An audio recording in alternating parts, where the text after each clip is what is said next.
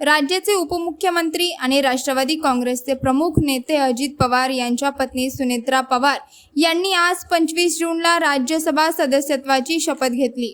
राज्यसभेचे सभापती जगदीप धनखड आणि राज्यसभेचे उपसभापती हरिवंश सिंग यांच्या उपस्थितीत राज्यसभा सदस्यत्वाची सुनेत्रा पवार यांनी मराठीतून शपथ घेतली। सुनेत्रा पवार यांची राष्ट्रवादी काँग्रेसकडून 18 जून रोजी राज्यसभेवर बिनविरोध निवड करण्यात आली होती। सुनेत्रा पवार यांचा राज्यसभेच्या जागेसाठी एकमेव अर्ज दाखल झाला होता। मी सौ सुनेत्रा अजित पवार राज्यसभेची सदस्य म्हणून निवडून आले असल्याने ईश्वर साक्ष शपथ घेते की कायद्याद्वारे स्थापित झाले आहे अशा भारतीय संविधानाबद्दल मी खरी श्रद्धा व निष्ठा बाळगीन। भारताची सार्वभौमता व एकात्मता उन्नत राखीन आणि आता जे कर्तव्य मी हाती घेणार आहे ते निष्ठापूर्वक पार पाडीन।